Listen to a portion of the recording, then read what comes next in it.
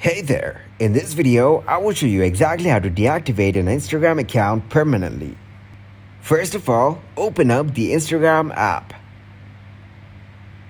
Once you get into your Instagram account, click on your profile icon from the bottom right corner and tap on Menu from the top right corner. Go into Settings and Privacy. Now tap on Account Center from Settings and go into Personal Details from here. Then click on Account Ownership and Control and then tap on Deactivation or Deletion. Select your account you want to deactivate. Choose the Delete Account Permanently option and click to continue. Then select the reason for deactivation as privacy concerns and tap on Continue. Click on Continue from Privacy on Instagram.